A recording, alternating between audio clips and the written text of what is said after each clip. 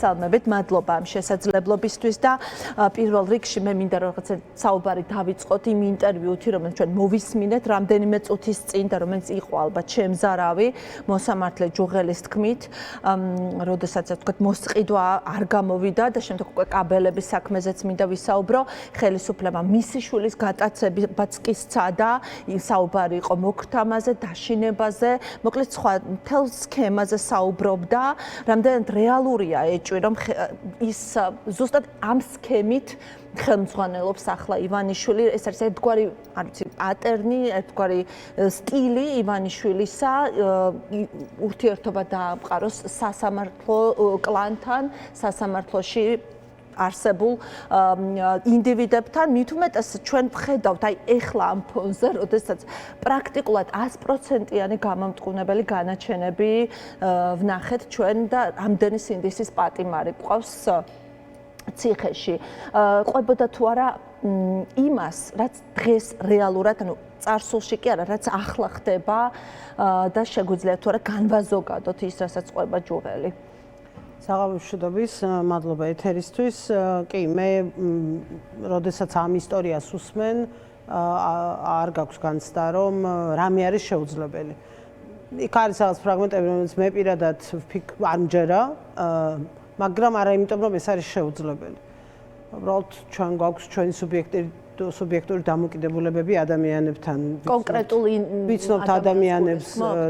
მაგალითად მე არ მჯერა ხე მის რაც მან ნინო გვენეტაძეზე თქვა, იმიტომ რომ ეს უბრალოდ წარმოუდგენელია, შეუძლებელი. უბრალოდ შეუძლებელია, უფრო სწორედ.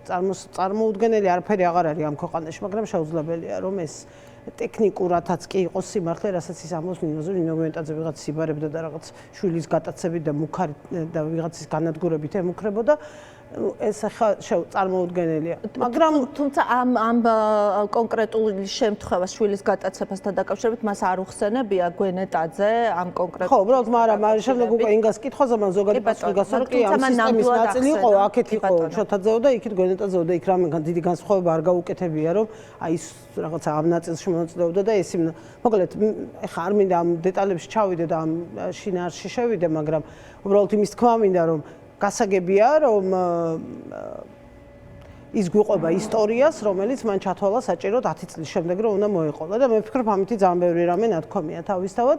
2014 წელს საქართველოს ყავდა კოალიციური ხელისუფლება. 2014 წელს კაბელების საქმეზე უშუალოდ საქართველოს ხელისუფლებაში იყვნენ ადამიანები, რომლებიც ღიად საჯაროდ გამოდიოდნენ და აკრიტიკებდნენ იმ ხელისუფლებას, რომლის კოალიციის ნაწილიც იყვნენ ამ კონკრეტული საქმისთვის და მან ძალიან კარგად იცოდა, რომ მაშინ ეს ამბები, რომ ცნობილი გამხდარიყო ძალიან მაღალ თანამდებობაზე მყოფი კოალიციის წევრებისთვის, ესე არ დამთავრდებოდა და დღეს ჩვენ იქ არ ვიქნებოდით, სადაც ვიქნებოდით. მოკლედ მე იმის თქვა მინდა, რომ 10 წლის მერე უცებ რაღაცა გულწრფელობის შემოტევა რო დაგეწყება და რაღაც მოყოლას რო დაიწყებ, ეს კარგია, ეს ძალიან საინტერესოა, ეს საზოგადოებამ უნდა იცოდეს, ყველამ თავისთვის გადაწყვიტოს, რისი სჯერა, რისი არ სჯერა ამ ისტორიიდან, მაგრამ რაღაცა ხმალუდინი იმის რომ აუცილებლად გმირად უნდა შეგრაცხონ ამის გამო, ნამდვილად არავის არ უნდა კონდეს და არც რაღაცა ნახევარ ტონებში საუბარს არ ვაპირებ ამასთან დაკავშირებით. საქართველოში გვიროვად შერაცხვის გარეშე განმავლობაში საქართველოში დიდი ხნის განმავლობაში და ზუსტად იმ 2014 წლიდან მოყოლებული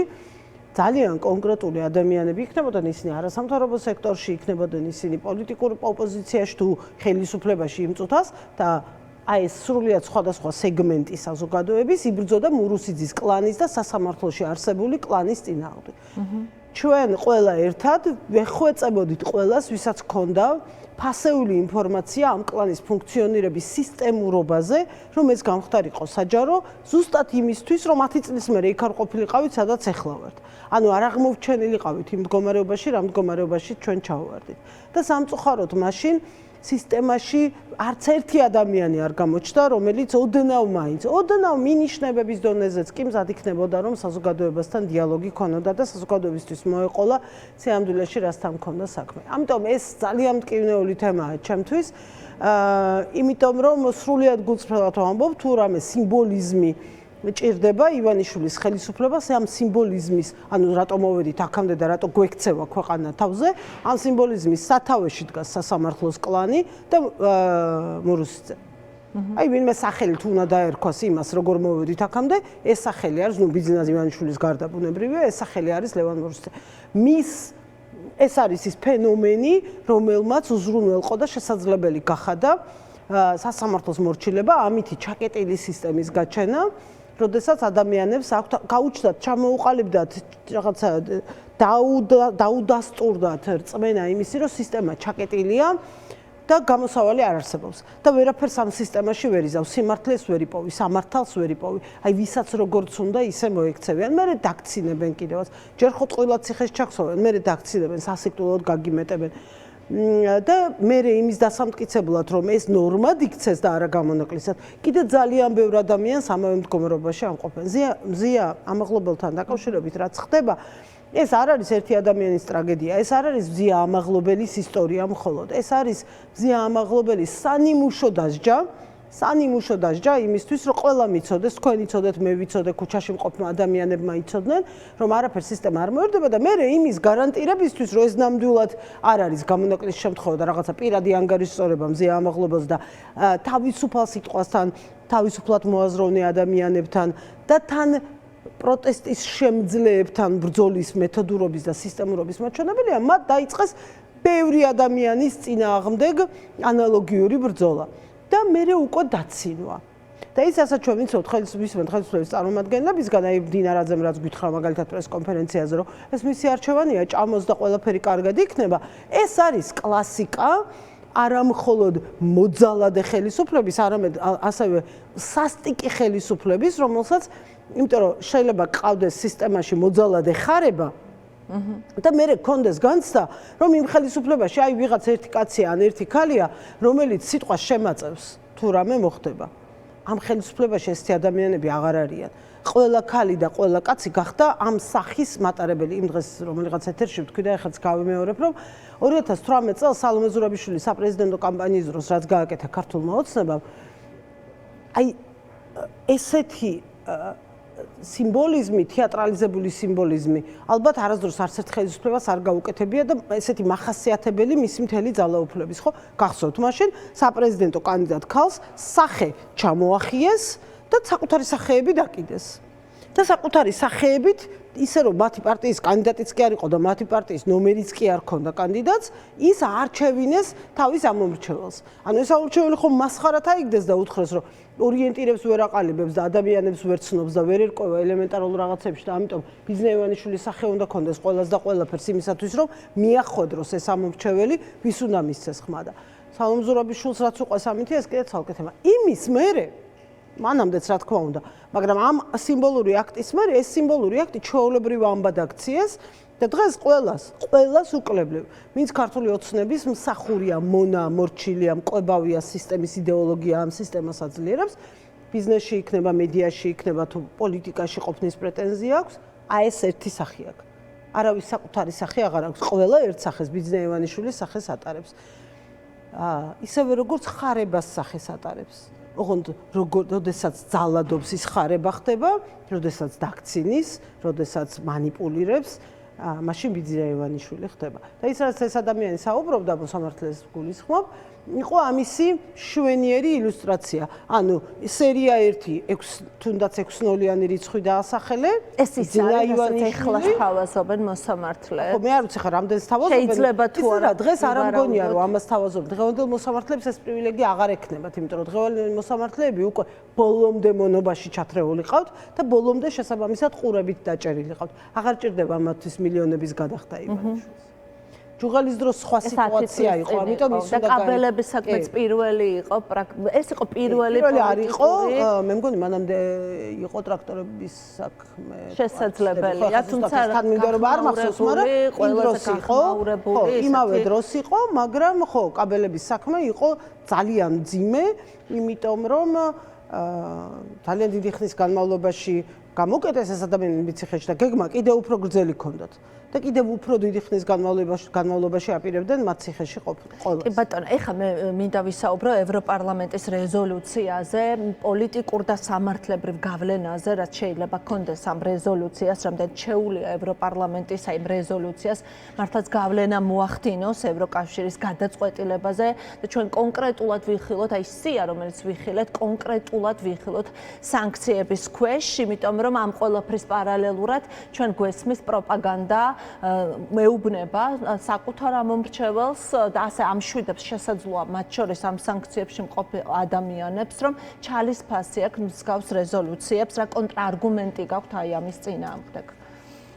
ხო, ეს ბევრჯერ მოვისმინეთ უკვე, თუმცა ამასობაში ძალიან მნიშვნელოვანია და ამაზე იშვიათად ვსაუბრობთ ხოლმე ჩვენ ყველა ერთად, ან ცალ-ცალკე, რომ აი ერთის მხრივ ხო ყველაფერზე უკლებლივ, სადაც ქართულ ოცნებაზე კრიტიკაა ყველაზე მსუბუქი სიტყვა რომ გამოვიყენოთ, სინამდვილეში ეს კრიტიკიდან ძალიან შორს არის გაცილებით უფრო ძიმია და დიაგნოზურია და რაღაცა რამის სასჯელია გამოტანილი, ეშაფოთზეა გაშვებული ქართული ოცნება. ყველაფერზე სადაც არის მსგავსი ტონი, არის კრიტიკა, არის დანაშაულებში მათი მხილება. ისინი ამბობენ, რომ ეს ჩალისფასი აქვს, ამას არავითარი მნიშვნელობა არ აქვს, ჩვენთვის ეს არაფერს არ ნიშნავს. ოღონდ მეორე დილით გამოდიან და სადმე ვინმე ოდნავ რამეს ისეც თუ იტყვის, რაც შეუძლიათ, რომ საკუთარი ინტერესებისთვის გამოიყენონ, უცებ ამოეფარებიან ხოლმე და როგორც აბსოლუტურ ჭეშმარიტებებს და ბიბლიას ისე გველაპარაკებიან და ამისი კლასიკა დაიდო ეხლა დონალდ ტრამპის USAID-ის და საგარეო დახმარების გაყინვის აქტთან მიმართებაში, ანუ ერთის მხრივ ამერიკის მთავრობის, პრეზიდენტის, თეთრი სახლის სახელმწიფო მდივნის, კონგრესის ნებისმიერ გადაწყვეტილებაზე თვეების განმავლობაში გვესმენდა, რომ ეს არ გვაღელვებს, ეს არ აინტერესებთ, ამას ჩალისფასი აქვს საქართველოს სუვერენული სახელმწიფო და საერთოდ არც კი კითხულობენ იმას, რა ხდება ამერიკაში და გარდა, უცებ ამერიკამ საკუთარ ქვეყანაში საკუთარი ორგანიზაცია გააჩერა და მთელი ქართული ოცნება დადის მათი პროპაგანდისტული ტელევიზიები 50 წუთის განმავლობაში თავარ საინფორმაციო გამოშვებაში მარტო იმაზე გველაპარაკებიან USA-თან დაკავშირებით ვინ რა გადაწყვეტილებას იღებს. ანუ ხო გასაგებია აი ფარისევლობის მასშტაბი, რომ სინამდვილეში ძალიანაც აღელვებთ, სინამდვილეში ძალიან კარგად იციან, რა ფასი აქვს ნებისმიერ გადაწყვეტილებას, რომელიც საქართველოსთან რამენაირად შეიძლება იყოს დაკავშირებული, ოღონდ როცა აწყობთ მათი პროპაგანდა ამას, რა თქმა უნდა, მაღალ ხმაზე ყვირის, რომ მისმა ამორჩეველმა ეს კარგად გაიგოს და როცა არ აწყობთ, შეიძლება საერთოდ არც კი გაშხოს, არც კი ვიცი დღეს გაშუქდა ნეტავ საერთოდ იმედზე ეს რეზოლუცია, იმიტომ რომ ასეთ რაღაცებს კვალალამპურში შესყოს ესეთ რაღაცებს ხო არ აშუქებთ. ანუ ჩალისფასი ქონია რეზოლუციას და კვალალამპურში ნახევრად ვიზით შესვლას ქონია უდიდესი წონა. ეხლა ყველაზე მთავარია სხვა შორის მე კვალალამპურში ნამყოფი ვარ ამ გადაწყვეტილებამდე და ზუსტად ინფორმით შევედი, რაზეც ეხლა ესენი ლაპარაკობენ. ეგეც კი კარგად ვერ გავიგე რა თქოს. აი ხო თავისთავად ძალიან სასცილოა, მაგრამ ზუსტად ერთ წამს დაუკარგავ ამ თემაზე. ისიც კი ვერ გავიგე რა თქოს, იმიტომ რომ შარშან მაისში ვიყავი მე კვალალამპურში და ზუსტად ეგრე შევედი. ანუ რა შეიცვალა ვერ გავიგე რა გვაზე რამოდენიმე საზღვარზე მივედი და ჩვეულებრივად საზღვარზე მომცეს ვიზა. მარტო მქონდა მოწვევა, მეტი არაფერი ყველაფრის გარეშე. ანუ სტალიან მარტივად, უპრობლემოდ მივედი, გავუღიმე, ჩამისწყეს გამატარეს. არავის არაფერი პრობლემა არ შეუქმნია. განსხვავებით მათგან, ვინც რომლებიც ვეღარ შევლენ. იქ სადაც აქამდე უვიზო მიმოსვლა ჰქონდა. საერთოდ ვეღარ შევლენ იმ ქვეყნებში და იმ ბედნიერებების ნაწილი ვეღარ გახდებიან. ამიტომ ხო, ძალიან სასწრაფო. მაგრამ რო დაუბრუნდეთ ამ თემას, მოკლედ იმის თქვა მინდა რომ დღეს რა თქმა უნდა ეს ძალიან სერიოზულია, მაგრამ ეს შედეგს ეფექტს კონკრეტულ შემადგენელს ამ იმისი რაც რეზოლუციაში ჩაიწერა დღეს რა თქმა უნდა ჩვენ დავინახავთ იმ დღეს რა დღესაც ევროკომისიას გადაეცემა ეს რეზოლუციები და ევროკომისია დაიწყებს მოქმედებას დაიწყებს იმ ზომების გატარებას რომელიც ევროპარლამენტის რეზოლუციაში ჩაიწერა როგორც დავალება ევროკომისიისთვის და იქ ბევრი პუნქტია ძალიან და სხვა შორის არის პუნქტები ასევე ეროვნულ ხელისუფლებებზე და ესეც ძალიან მნიშვნელოვანია იმ ხუთ სახელმწიფოს გარდა რომელმაც უკვე დაიწყო სანქცირება საქართველოს ხელისუფლების და მოგეხსენებათ ბალტიის სამი ქვეყანა ჩეხეთი და გერმანია არიან ეს ქვეყნები ამას ემატება დიდი ბრიტანეთი და ამერიკის შეერთებული შტატები მაგრამ ნუ ისინი არ არიან ევროკავშირში და შესაბამისად ევროპარლამენტი მათ ვერაფერს ვერ დაავალებს მაგრამ წევრ ქვეყნებს უთხრა, რომ უნდა მიყვნენ ისინი ამ ქვეყნების მაგალითს, ან ბალტიისპირეთის, ჩეხეთის, გერმანიის მაგალითით უნდა იხელმძღვანელონ საკუთარ გადაწყვეტილებებში ქართულ ოცნებასთან მიმართებაში. ეს ჯერ არ ჩაწერილა აქამდე რეზოლუციებში და ესეთი დავალება ევროპარლამენტს ჯერ არავის არ მიუწია. ის რომ ჩალისფასი არ აქვს, წინაზეც ხო ამბობდნენ ჩალისფასი აქვს. ეს ჩვენ ერთხელ უკვე ვნახეთ. როდესაც უბიზო რეჟიმი გაუუქმდა დიპლომატიურ პასპორტებს და ძალიან ნათელი შედეგი დადგა. დღეს იმ ბრიუსელში რომ აღმოჩნდნენ ეს ადამიანები, მათ უნდა აიღონ სპეციალური ვიზა ამის. მათ შორის თუ არ ვთქვი, ივანიშვილის დავაშიც ვნახეთ, როდესაც რეზოლუციაში ჩანაწერი გახდა ერთ-ერთი მტკიცებულება, თავად ივანიშვილმა პერსონალურად იწვრია, რომ ამ რეზოლუციას ჩალისფასი არ აქვს არ დამაკავონ. კი, და ამ რეზოლუციას ჩალისფასი არ აქვს, მე გარწმუნებთ, ამას არ ვამბობ ხა იმ სურვილად ინფორმაციებზე დაყრდნობით გარწმუნებთ. რომ საქართველოს მოსამართლეებიდან დაწყებული, რადგან მოსამართლით დავიწყეთ, მოსამართლეებიდან დაწყებული, ამ სიაში მე მგონი არ არიან ახლა, მაგრამ მათით დაწყებული და გაგრძელებული პროპაგანდისტებით, ბიზნესმენებით და პოლიტიკაში მყოფი ამაზეც მინდა ვისაუბროთ. ისეთი გვარსახელები არის, რომელთა ხილვა მაგალითად მე გამიკვირდა, იმიტომ არა რომ მიმაჩნია არ უნდა ვიხილო, უბრალოდ როგორც ჩანს ინფორმირებულობის ხარისხიც არის აქ მომატებული, ძალიან კონკრეტული და მკაფიო ინფორმაცია აქვთ ამ ავტორებს რეზოლუციის. თვითონ ქართული ოცნება უზრუნველყოფს, რომ ყველას ქონდეს ეს ინფორმაცია. ხანდახან განსამოკრო შეიძლება მუშაობა არც კი ჭირდება. იმიტომ რომ ჯერ ერთი ყველაფერს ინგლისურად აქვეყნებენ, აი თითქოს ვიღაცას ნიშნს უგებენ, არ ვიცი. თვითონვე თარგმნიან, თვითონვე უზრუნველყოფენ, რომ ყველაფერი გაიგოს. და ის ადამიანები, ვით საქართველოს მოყვება და საქართველოზე მუშაობს, ხო? მოგეხსენებათ სახელმწიფო დეპარტამენტშიც, ვაჭრობის დეპარტამენტშიც, ამერიკის ხაზინაშიც, კომერციის დეპარტამენტშიც, კონგრესშიც, თეთრსახშიც, ეხლა აქეთ რო გადმოვიდეთ ბრიტანეთის საგარეო საქმეთა სამინისტროშიც, ლორდთა პალატაშიც, თემთა პალატაშიც, პარლამენტში, ბრიუსელში, სტრასბურგში, ევროკავშირის დედაქალაქებში. სპეციალური ადამიანები არიან, რომლებსაც ჩაბარებული აქვს სხვადასხვა ქვეყნები. ხო, ჩვენთანაც ესეა. საქართველოს საგარეო საქმეთა სამინისტროც ასეა აწყობილი. არსებობს რეგიონალური დეპარტამენტები და მე ამ რეგიონალურ დეპარტამენტებში არის კონკრეტული დესკები, რომელიც სხვადასხვა ქვეყნებს ფარავენ. და ის ხალხი, რომელიც საქართველოს ისტორიას მოყვება და მათი სამსახურებრივი ფუნქცია, განსაკუთრებით სტრატეგიული პარტნიორობის პირობებში ერთის მხრივ და მეორეს მხრივ კანდიდატობის წევრობის მიღების შემდეგ, რა თქმა უნდა, ამ ყველაფერს აკვირდება ინფორმაციაც სულ უფრო და უფრო მეტი აქვს და რაც უფრო ეს გიჟდება ქართული ოცნება და რაღაცა მწვერვალებს იპყრობს მათი ბოდვები და სიგიჟეები, მეორესაც მათი დასჯის მოთხოვნილებას სიმძაფრეც მატულობს. და ამ რეზოლუციებში ტექსტები იმიტომ მძიმდება მუდმივად, რომ მძიმდება როგორც რიტორიკა ქართული ოცნების მხრიდან, მაგრამ რიტორიკას ვეღარ უყურებს. აი თუ პირველ რეზოლუციებში მთავარი აქცენტი რიტორიკაზე კეთდებოდა, დღეს რიტორიკაზე აღარავინ არავის არ ედავება, იმიტომ რა დროს რიტორიკა? ჟურნალისტი ქალი ციხეში შეიძლება ნებისმიერ წამს უკიდურეს მდგომარეობაში აღმოჩნდეს. შეიძლება მისმა ორგანოებმა ფუნქციონირება დაკარგოს ნებისმიერ წამს და მამუკა მდინარეზე გამოდის და იძახს რომ ჭამა დაიწყოს და ეშველებაო და ჭამა დაიწყოს და ეშველებაო ამბობს ადამიანზე რომელიც უსამართლობის გამო შიმშილობს, რომელიც ციხეში იმიტომ ვერ გაიგო რატოა, რომელიც ვერ მიხვდა რომ ხარება რატომ არის ისევ ქუჩაში ბრძანებების გამცემად ტელეკამერების წინ, როდესაც გუშინ წიხლებს ურტყავდა მომიტინგეებს ერთის მხრივ მეორეს მხრივ სხვებისთვის გასცემდა ბრძანებებს ზალადობაზე იმავე კამერების წინ და ის ციხეში ზის, იმიტომ რომ თურმე ვიღაც პოლიციელს სახის არეში ვარდისფერი გაუხდა და აეწვა. კი ბატონო. და აი ეს ცინიზმის ჩვენების კლასიკაა, ტოტალიტარიზმის გამოვლინების კლასიკაა, როცა იმასაც კი აღარ აკეთებენ, რომ ჩვენება, ტყუილი ჩვენება მაინც მძიმე იყოს.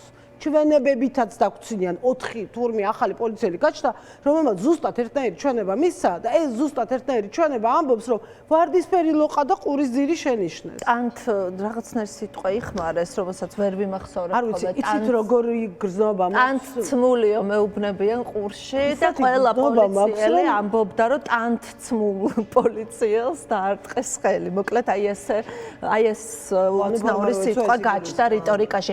აი თუ კი კი, ბოლოს მინდა დაგისვათ ეს კითხვა, რომ თუ კი ვთქვათ ევროკავშირის წევრმა სახელმწიფოებმა, ვთქვათ ინდივიდუალურ დონეზე დაიწყეს, ასე ვთქვათ, აი ამ სანქციების დაწესება ქართული ოცნების, აი მელიტის წინააღმდეგ, რა გზავნილი შეიძლება ეს იყოს, თუნდაც ამერიკის შეერთებული შტატებისთვის, რამდენად შეიძლება ეს იყოს ტონის მიმცემი, როგორ ფიქრობთ? ევროსაბჭომ უკვე თქვა, რომ იმ ფონზე, როდესაც აი შედგა ეს ცნობილი სატელეფონო დიალოგი ტრამპისა და პუტინისა. ევროსაბჭომ უკვე თქვა, რომ ამ ხელისუფლებას ეს არ არის ხელისუფლება და მასთან თანამშრომლობას არ აპირებს.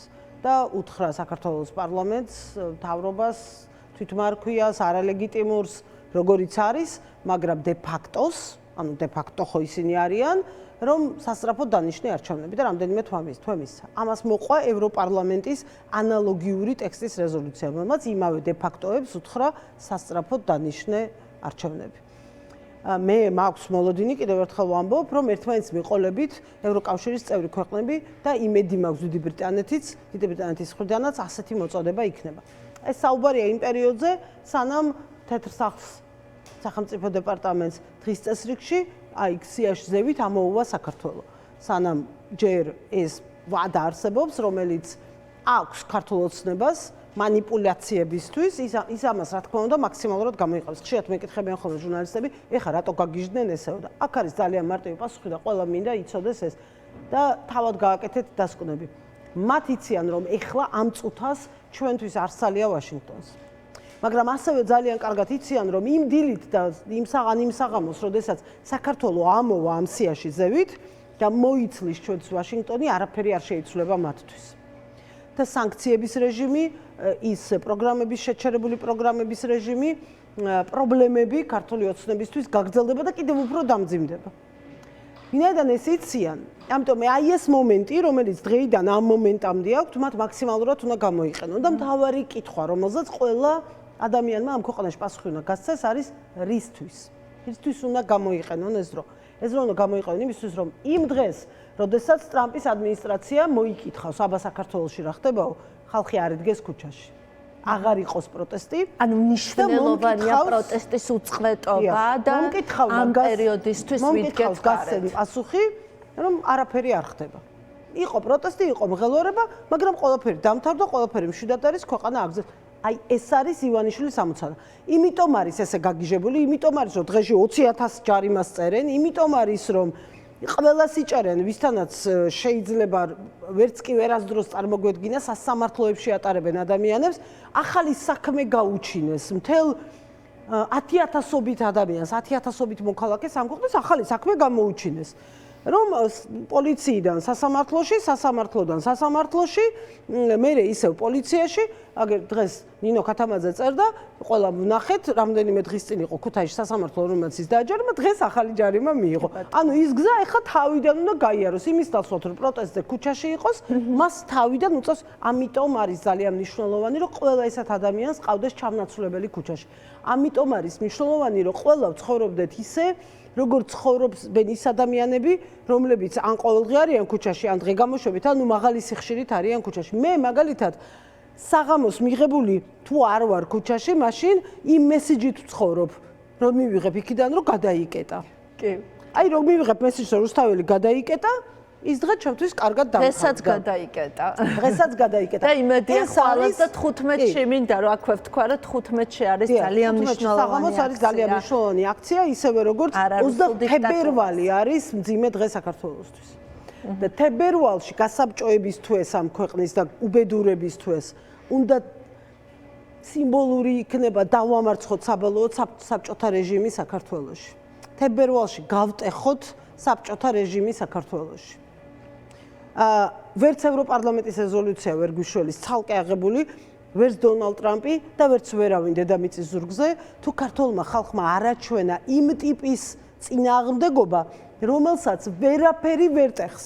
ვერაფერი. ვერც 5,000-ლარიანი ჯარიმის გამოწერა, ვერც უსინდისო მოსამართლე, რომელსაც შეუძლია აი იმ უსინდისო პოლიციელების ვარდისფერი შეფერადებული სახე რო ნახეს ჩვენებებზე დაყრდნობით აბსოლუტურად არაფერში დამნაშავე ქალი პატიოსანი ამ ქვეყნისთვის მებრძოლი 30 წლის განმავლობაში თავისუფალი სიტყვის გადარჩენისთვის მებრძოლი ყველა რეჟიმის პირობებში ასლან აბაშიძის პირობებში თავისუფალი სიტყვისთვის მებრძოლი ქალი ციხეში არ ყავდეს ჩვენ ბათუმელებმა ბათუმში ქუთაისლებმა ქუთაისში ბოლნისელებმა ბოლნისში თბილისელებმა თბილისში უნდა დავამარცხოთ ეს რეჟიმი და მთელ მსოფლიოს უნდა ვაჩვენოთ როგორ მარცხდებიან დიქტატორები ნამდვილად ამ შემთხვევაში შეძლოთ მოგებას და 15-ში რა თქმა უნდა ყველანი ქუჩაში უნდა ვიყოთ ზუსტად ამიტომ რომ კიდევ ერთხელ მორიგჯერზე დავიძახოთ ძალიან ხმამაღლა არა ყოველ საღამოს ისევ გადავკეტოთ რუსთაველი და შემდეგ ასეთივე პიკურ დღეს კიდევ ერთხელ ვაჩვენოთ ქართულ ოცნებას რომ ეს ხალხი არსად არ წავა